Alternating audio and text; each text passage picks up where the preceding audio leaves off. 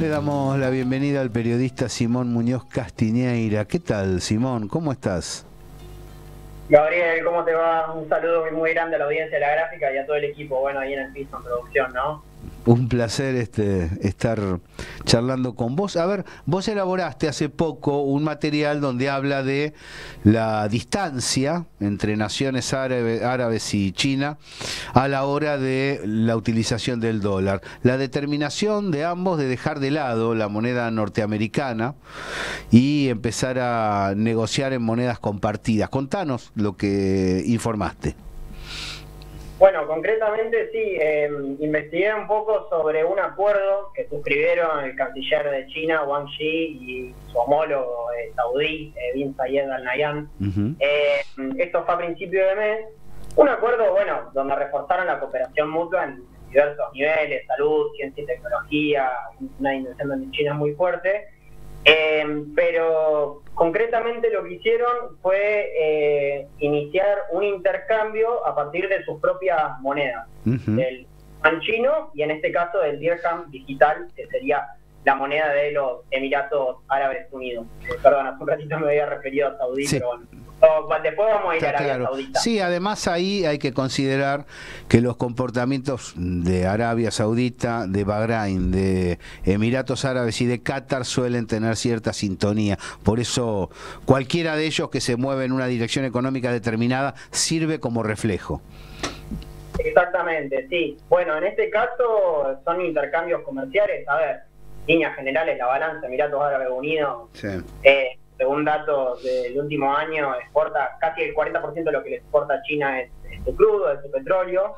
En cambio, China lo que le exporta son equipos de transmisión, bienes industriales. Ahí vemos una diferencia cualitativa, pero estamos hablando de un intercambio por valor de 500 millones de dirham, que es esta moneda emiratí, que equivale a 136 millones de dólares. O sea, estamos hablando de una cantidad importante, y acá la novedad es que lo hacen en sus propias monedas. Y la pregunta es, ¿por qué no lo harían? No, bueno, históricamente no lo hicieron.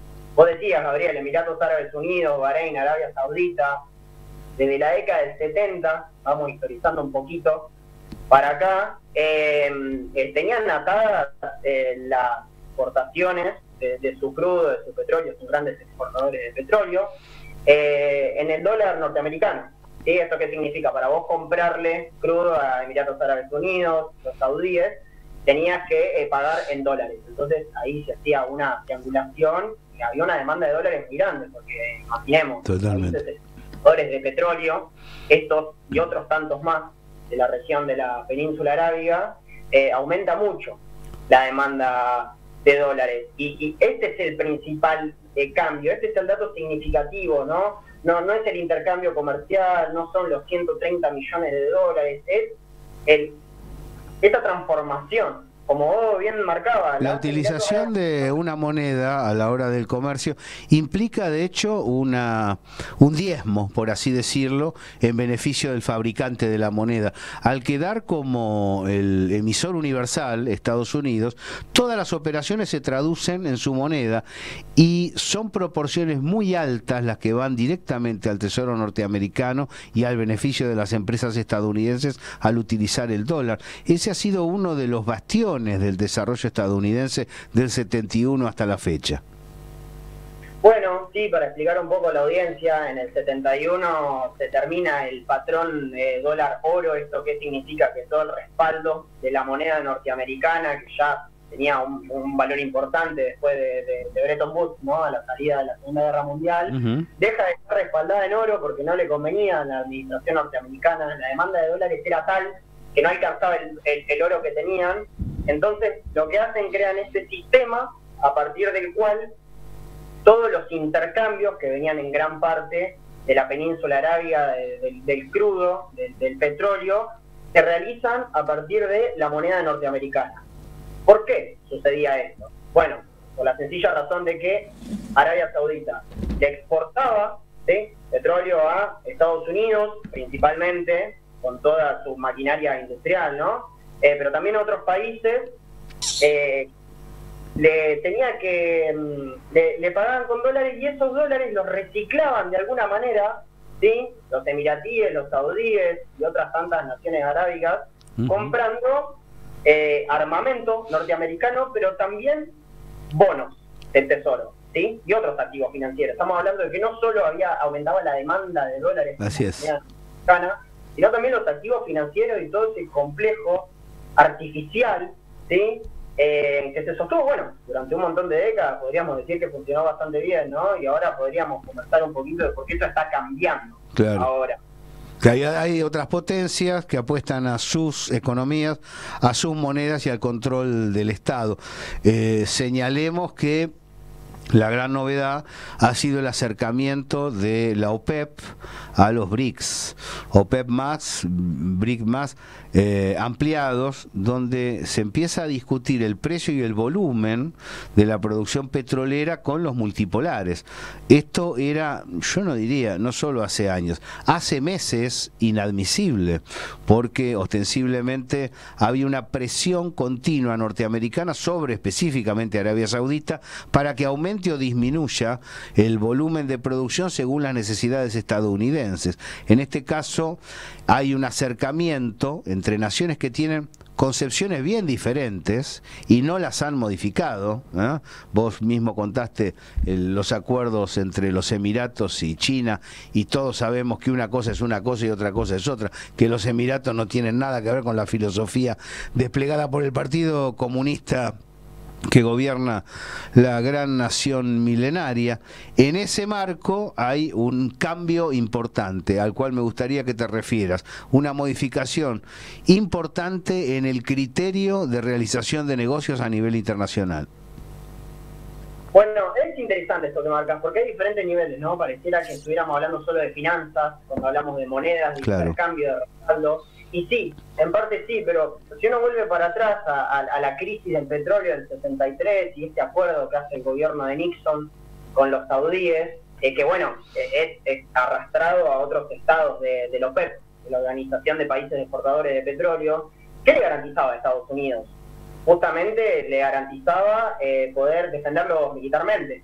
Vos me aumentás la demanda de dólares, mis propios activos, fortalecés mi complejo financiero de forma artificial, yo te protejo, ¿no? Digo, venimos de décadas de mucha volatilidad militar y pensar todo lo que fue la época de Bush, bueno, incluso Obama, ¿no? Sí, cuando sucede esto, yo te digo, creo que la radicalidad del planteo financiero lleva a que John Bolton, por así decir, y su banda, inserta en el Estado norteamericano, bombardee la destilería más importante de Arabia Saudita. Yo creo que ahí se despertó también la sospecha de con estos no se puede, porque estos van a fondo y exigen todo. Cuando hubo el primer acercamiento con los multipolares de los saudíes, se produce un bombardeo con la intención de meter a Estados Unidos dentro del conflicto internacional. Inmediatamente Trump despide a Bolton, sale eyectado, pero el daño ya estaba hecho. Y con los sauditas no se juega. Es decir, tienen su tendencia a damnificar su entorno, es decir, a otras naciones árabes que en algún momento esperaron más de ellos.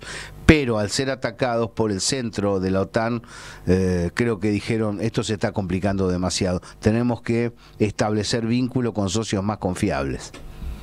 Bueno, vos mencionabas a Bolton, qué personaje paradigmático para esos lados, ¿no? Sí.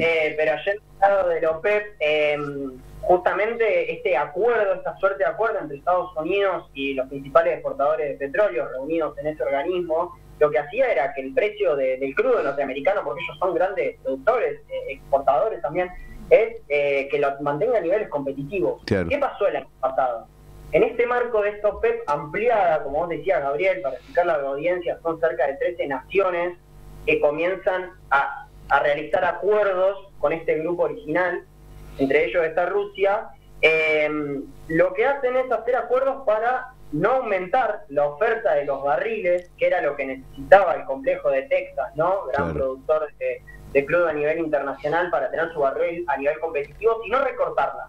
Recortarla de acuerdo a las demandas productivas de los países, ¿no? Para alimentar sus complejos económicos. Esto significa un gran corte porque pasamos de ese diálogo, de esa sintonía fina entre Riad y Washington a Riad y Moscú, en tiempos de Ucrania, ahora podríamos hablar también en tiempo de Palestina, ¿no? En tiempo de Taiwán, bueno, con toda este quilombo, para decirlo en criollo, sí, se reperfilaron para otro lado, ¿no? Esto es lo que preocupa al Departamento de Estado norteamericano, que empiezan a hacer asociaciones con los multipolares. Esto vos bien lo trabajás vos, ¿no? En tus fuentes seguras, estos nuevos agrupamientos de países que en el plano que empiezan a asociarse a partir de realizar inversiones en la economía real, bienes de servicios, infraestructura, de obras de distintos tipos, a partir de esta economía y no la artificial financiarizada que gobernó las últimas décadas. Entonces, me parece que son los principales cambios y a nivel político se expresa. Se amplía la OPEP, ahora vemos cómo se amplían los BRICS, vemos un proceso de expansión que le están conduciendo otros referentes que no fueron los que vimos en la película en las últimas décadas. Sobre todo porque el estilo de comercialización que queda expuesto cuando se analiza la propuesta de la ruta y de la seda, ¿no? La franja y la ruta, no es de carácter exaccionista, sino que es de carácter compartido, es decir, es un comercio donde se necesita la paz y hay un cierto equilibrio en la compra-venta, a diferencia del intercambio desigual en los términos de desarrollo que ha propuesto históricamente el Occidente. Y esto se nota, sobre todo, se nota en todos lados, pero en naciones muy necesitadas de desarrollo y de inversión, ¿no? El caso África es importante, muchas naciones de Asia. ¿Cuál es lo que han descubierto? Esto lo han dicho sus propios líderes. Y hacemos un acuerdo con China, necesitamos un puente, vienen y hacen un puente. Es decir, no hay todo un circunloquio relacionado con cómo nos debemos comportar constitucionalmente. Y esto ayuda mucho a lo que ha sido el despertar africano y asiático de los últimos años, con distintas características, por supuesto. Ahí pienso, ¿no? Hay alguien que está desertando de esta tenida. Creo que es la Argentina, que tenía un gran lugar en el BRICS, con una invitación muy especial de India, con lo que ello significa, porque India le hubiera permitido a la Argentina sentarse a dialogar sus asuntos con Estados Unidos sin ningún tipo de restricciones, pero Argentina dijo que no, y por supuesto le dijo que no a China. ¿Qué derivación frente a este mapa internacional tiene que la Argentina se haya corrido de la pertenencia a los BRICS? Hago un comentario breve en relación al anterior, Gabriel. La propuesta multipolar es una canasta de monedas que incorpore al dólar, no que lo excluya. Lo que está discutiendo acá China, lo que está discutiendo Rusia, lo que están discutiendo los países que se incorporan al BRICS, ahora que lo mencionás, es una canasta de monedas a nivel nacional, no una hegemonía del dólar sostenida a nivel artificial a partir de una garantía militar, sí. Me parece que acá es donde se están corriendo justamente los paradigmas, pero lo que le están diciendo los multipolares a Estados Unidos, y esto se vio claramente en la entrevista de Putin con Carlson, es integrarse. Hay un lugar importantísimo para Estados Unidos en este nuevo orden mundial multipolar, como muchos analistas lo denominan.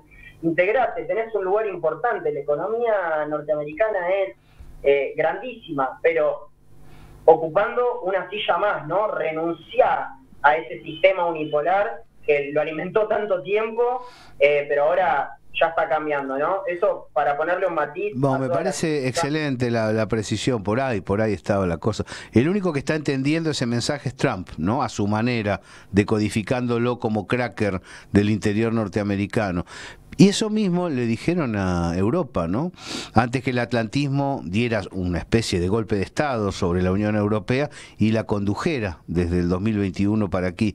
La propuesta, los acuerdos firmados que deshizo Biden ni bien llegó por Europa y China es una integración muy fuerte en tanto Europa como potencia multipolar, aunque suene extraño, donde tenía un lugar para el crecimiento. Los acuerdos incluían la apertura de los mercados asiáticos profundos a las empresas productivas y estatales europeas. Ni bien el atlantismo, las corporaciones financieras que gobiernan el bloque anglosajón observaron esto, mandaron a su gente a desarticular los acuerdos. Pero es muy importante lo que dice Simón Muñoz Castiñeira en este punto. El proyecto eurasiático originalmente tenía como potencias multipolares integradas al sistema a Estados Unidos y a la Unión Europea. Solo le estaban pidiendo que no intenten gobernarlos, que no intenten aplastarlos. Bueno, por eso Ucrania también, Gabriel, ¿no? Ucrania nosotros le entendemos a nivel militar una confrontación, ¿no? Pero Ucrania es ni más ni menos también un manotazo ahogado, digamos, de la unipolaridad de cortar esa conexión entre Eurasia y Europa occidental, ¿no? Está claro, o sea, la voladura del Nord Stream corta ese diálogo entre Berlín y Moscú. Sí. Ahí me parece que se puede decir que logró su cometido el esquema unipolar en declive, y vemos que la propuesta de la multipolaridad es una Unión Europea potente, pero no vasalla de los intereses de Estados Unidos y de Londres, ¿no? En el medio tuvimos el Brexit, vemos cómo algunos líderes empiezan a renegar del sistema de la Unión Europea. Bueno, Francia, vos mencionabas África, retirándose de su control militar y político, sobre todo de África Occidental. Tenemos novedades hoy sobre eso. Vemos que se están moviendo muchas cosas, pero es una Europa que resigna, como lo quiso construir Merkel en su momento, ¿no? Hacer una locomotora industrial, hacer una economía pujante. Nos sorprende ahora Alemania en recesión, Gran Bretaña en recesión. Me parece que estamos asistiendo a una serie de eventos que dan cuenta, que dejan a la vista cómo estos países quedan presos de los intereses de un complejo que no tiene nada que ver con las necesidades de sus pueblos, ¿no? Me parece central y además, bueno, la paradoja histórica de Alemania. ¿Argentina? ¿Argentina fuera de los BRICS? Argentina, bueno, a ver, hablando de paradojas, los BRICS en septiembre del año pasado tuvieron su cumbre número 15, ahí decidieron realizar la solicitud de adhesión a 6 naciones, Etiopía, Egipto, Arabia Saudita, Emiratos Árabes Unidos, la República Islámica de Irán y Argentina. Recordemos que los BRICS es un grupo económico hoy que ya supera en PBI al G7, y el único país sudamericano que lo integra es Brasil, ¿no? La gran potencia sudamericana. Bueno, Argentina tuvo su oportunidad.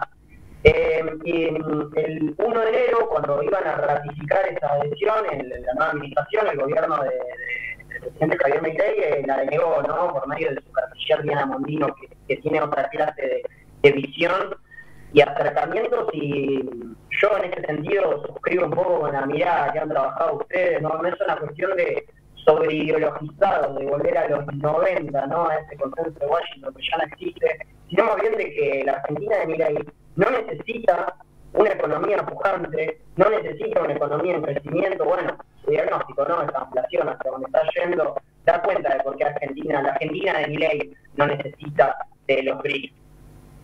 Simón, te mando un fuerte abrazo desde la gráfica, gracias por participar de este especial. Gabriel, ustedes, bueno, un gran saludo a todos, que tengan un lindo fin de semana.